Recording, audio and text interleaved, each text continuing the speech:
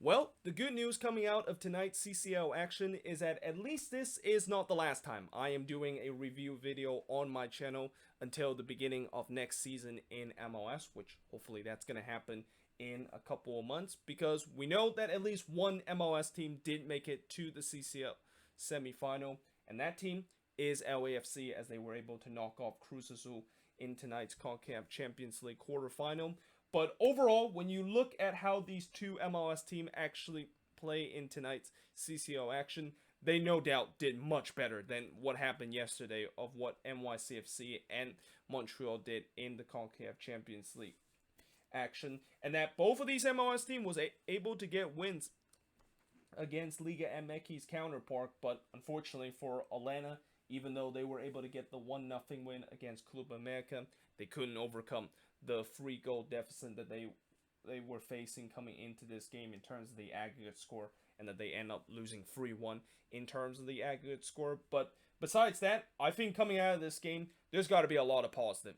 that comes out for Atlanta after this victory. And if you're an Atlanta United fans, not only the fact that you're proud of the way your team play in this game, but there's got to be some optimism that this team, the way that they look in this game against Club America, they look like a team that could get themselves back into contention for the playoffs in the Eastern Conference, and maybe even get themselves back into MLS Cup contender, because there was definitely times where I saw at moments of this game, it looked like the old Atlanta team that played that entertaining soccer that made them so great and make them a regular MLS Cup contender, and that the only thing that was an issue for Atlanta in this game was finishing. And their finishing of the in this game was definitely not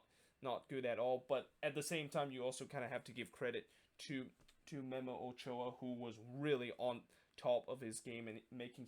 a couple of big saves to really keep Club America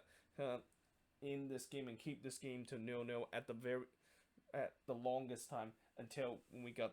to the 82nd minute, when Atlanta was able to get the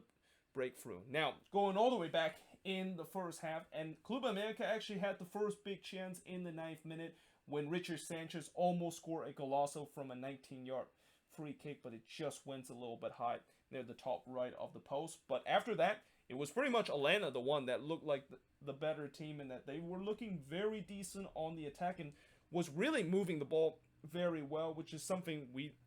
haven't seen from this team pretty much throughout the entire season. And that,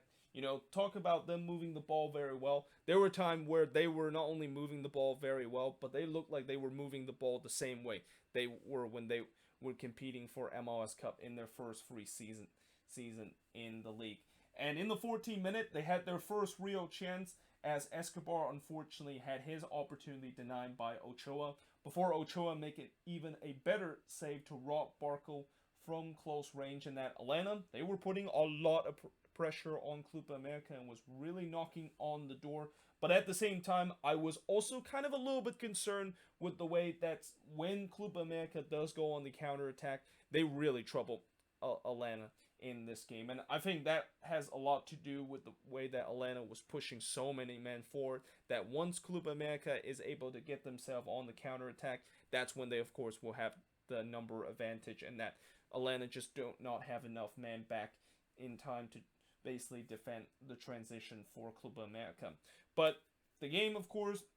in the first half ended 0-0 as we head into the second half. And in the second half, while Atlanta continued to control possession, they weren't not getting as much of the decent chances as they got in the first half. And I think a lot of that has to do with the fact that Club America definitely tightened up their defense in the second half, and Atlanta was started to have more trouble to face against a more disciplined America defense. And then America almost got the opening goal in the 63rd minute when Suarez had a 29-yard free kick that just missed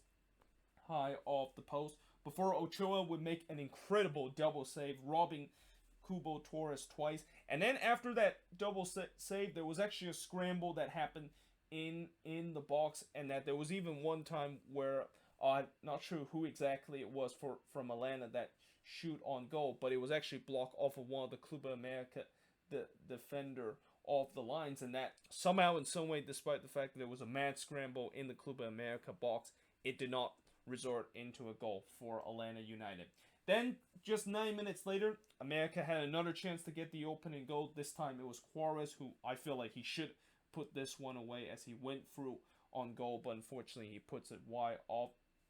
the post. Before just 5 minutes later, the opening goal finally happened and Atlanta finally got the breakthrough. And what a big moment this is for Jackson Conway, who not only make his debut in this game, but to score your very first goal on a debut. That's got to be a very memorable day for this kid, as he was able to score from George Bello here to give Atlanta the 1-0 lead. But also, so even though this was definitely a memorable goal for him, I feel like this was kind of a little bit too late for Atlanta, knowing the fact that it just took them too long for them to potentially get the opening goal and build some momentum. But they did almost made it even more interesting just 2 minutes later, when Kubo Torres just couldn't quite steer a header from close range to give Atlanta the second goal, and really sets up a grandstand finish in the last 6 minutes. And instead of a grandstand finish, we actually got a red card in the first minutes of stoppage time, and it was Marcelino Moreno unfortunately getting the red card after he kicked out on Nevada. And although I know this was definitely a very, very, very bad thing that Marcelino Moreno did in terms of this kicked out, I feel like this could have been a red card for Nevada, because the tackle that he put on Moreno, which obviously, I'm kind of not surprised that Moreno eventually decided to kick out on him, because he felt very angry with the harsh challenge that Nevada puts on him. And when I look back at it, yeah, that looked like it was definitely worthy of a red card. And if anything, this could have been a double red card that we would have saw in this instant, where not only Moreno gets a red card for the kicked out, but Nevada could have also got himself sent off too, because of that nasty kind of studs up challenge that I saw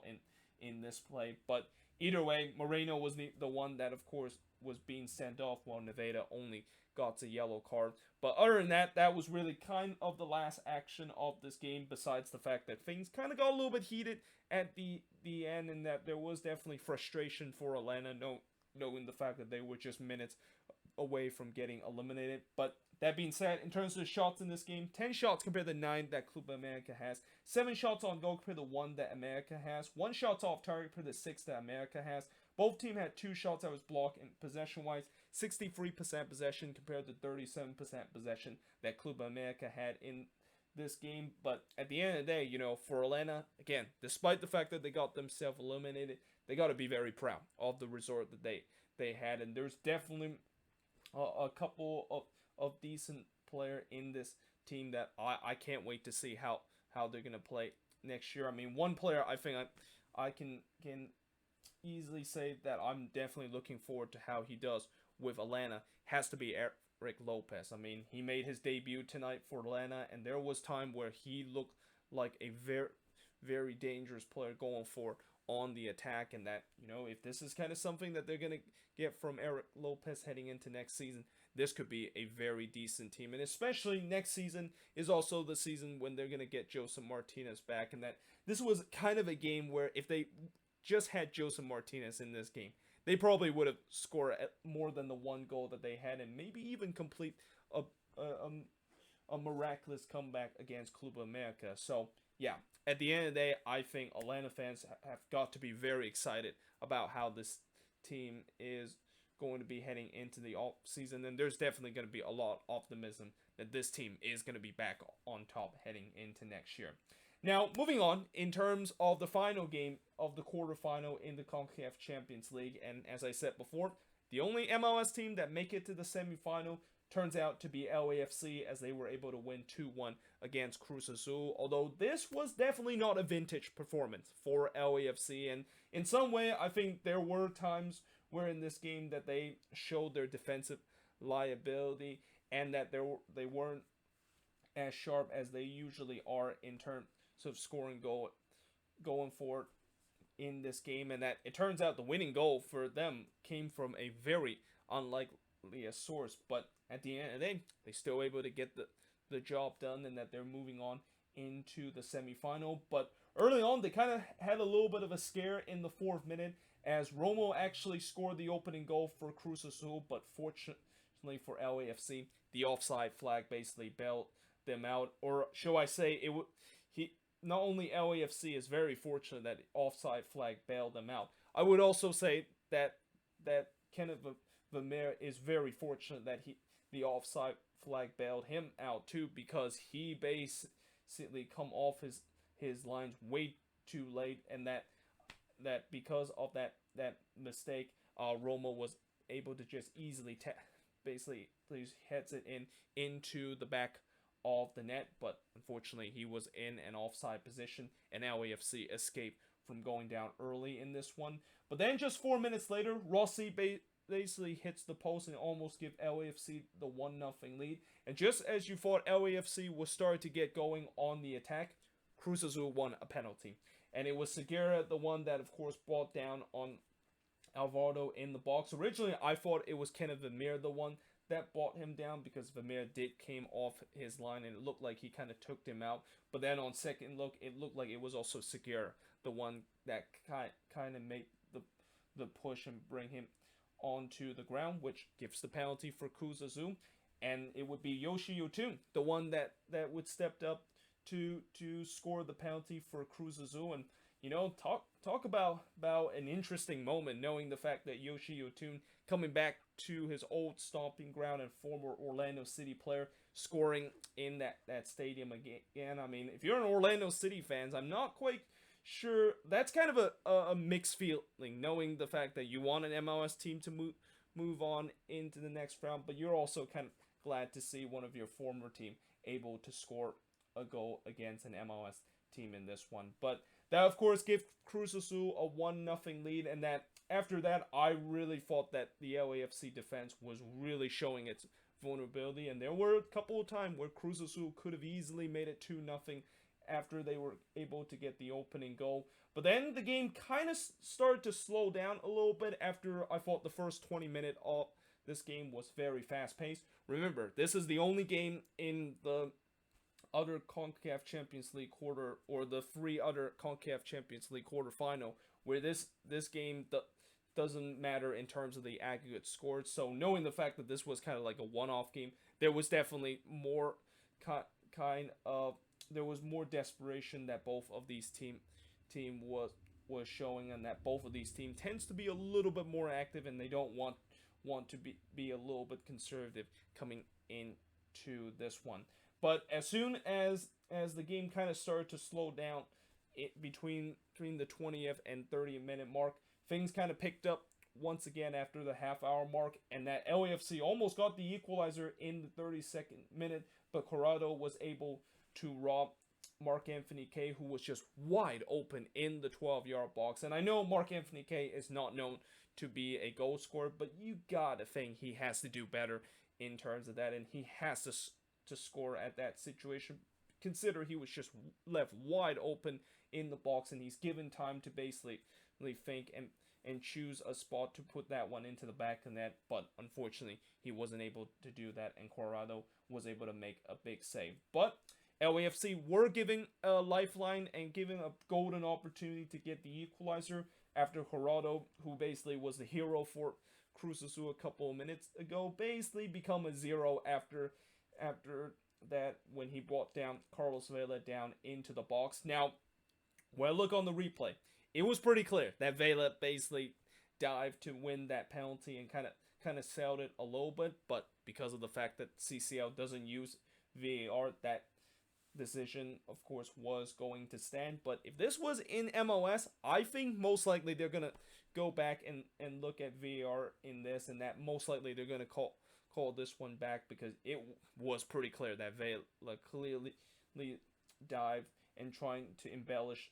that so that his team can win a penalty. But nevertheless, he was able to step up from the spot and tie the game up for LAFC in this one, and that the momentum was definitely on LAFC after they got the equalizer, and that they were really pushing Cruz Azul and looking to try to get the second one, but they couldn't quite do it as we head into the second half with all to play for. Now, in the second half,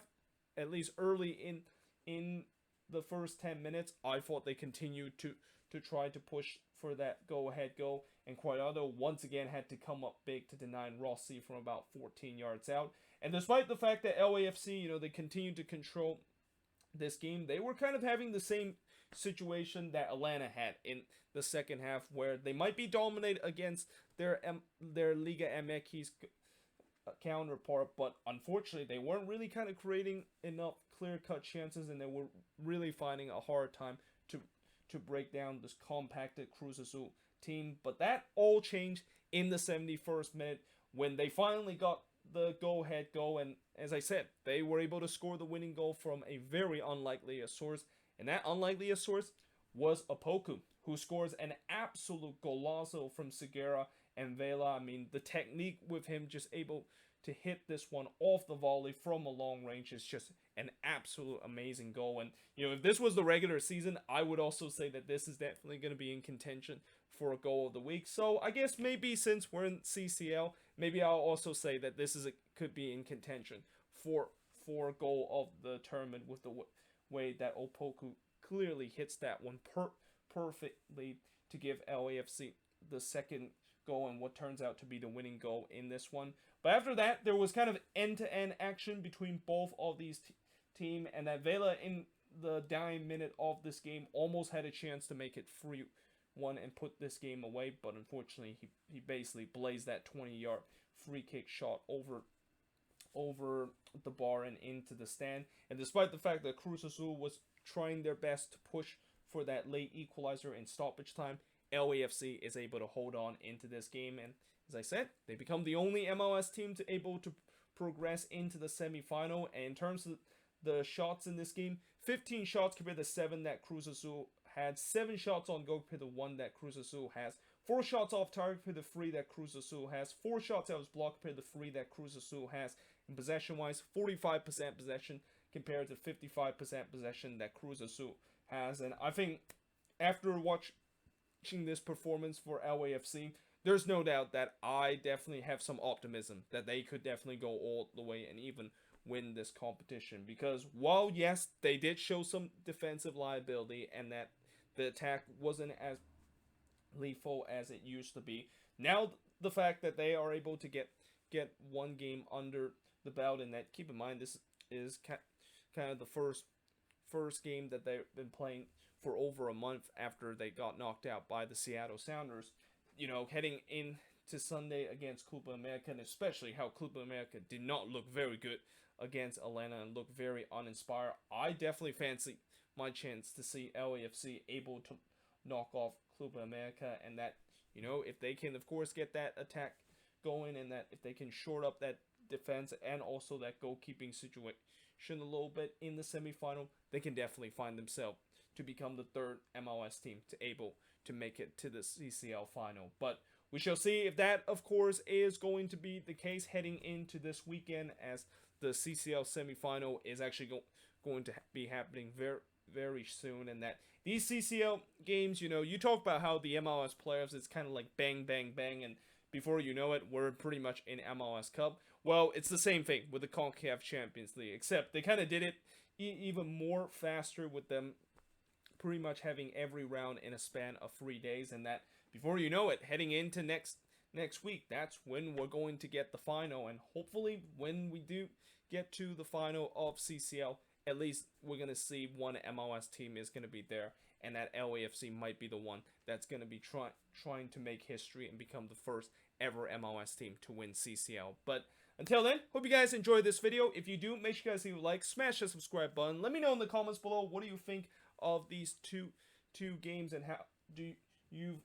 think that there is a chance that LAFC can definitely go all the way to CCL final and have a big chance to beat Club America this weekend heading into the semifinal of this competition. But yeah, hope you guys enjoyed this video, and I will see you guys next time.